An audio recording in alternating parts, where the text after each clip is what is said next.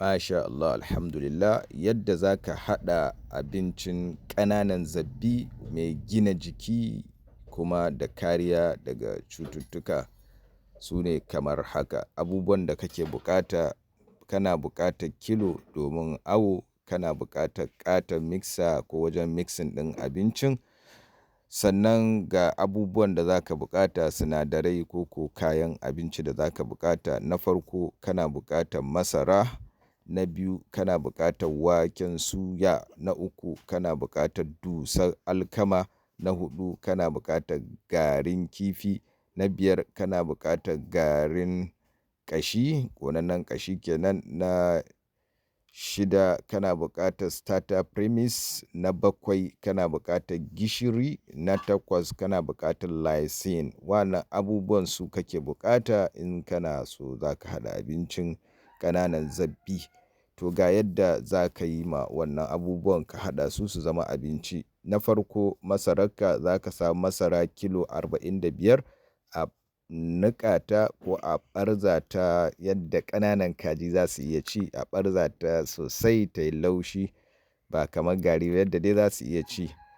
Na biyu sai waken suya. Waken suyan sai an soya shi sama-sama kar ya ƙone sosai amma a soya shi tukuna. In aka sa wanda ba a soya ba zai iya kawo musu matsala don akwai abubuwa wanda za su iya jawo matsala. In aka soya sai a kai a ɓarza shi, shi ma sai a ɗauki a niƙe shi, shi ma ya laushi kamar yadda ƙanana za su iya ci. A ɗauki kilo 35. Na biyu, na uku sai ka nemo dusar alkamarka ka auna kilo 10. Na huɗu sai ka samu garin kifinka shi ma a niƙe shi kamar garin kifi dai tunda a gari yake sai ka auna kilo 7 protein. Na bakwai ko na takwas sai ka na shidda kai sai ka nemo garin ƙashi, ƙonannen ƙashi, bone meal kenan, to shi ma sai ka nemo kilo 2.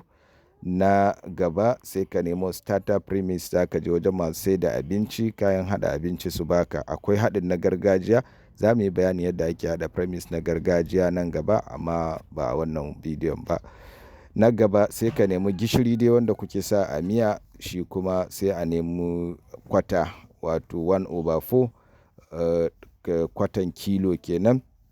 Na gaba sai ka nemo lysine ɗinka, shi ma za ka nemi kwata ne. To in ka haɗe wa'annan gaba ɗaya zai baka kilo 100 daidai. Idan ka haɗa su sai ka yi mixing ɗinsu, thorough mixing, ka tabbatar sun haɗu sosai yadda ya kamata. Sun haɗu sosai yadda ya kamata. Ka yi mixing ɗin shi, kana gama mixing to ka haɗa abincinka kilo 100 na zabuwa ƙananu wanda daga day old zuwa wata 2 kenan, sati 8 duk za ka iya dinga ba su wannan abincin. Ci gaba da bibiyan ɗan Auwa Digital, ɗan Auwa Agrotech don ƙara samun ilimi irin wannan. Kuma in kana so ka iya sauran haɗi na grower da layers mash na zabbi, kana iya bin mu, kana iya mana magana ta wannan kafa. Ina so insha Allahu ta'ala sai mu ga yadda za a yi. Assalamu alaikum wa rahmatullah.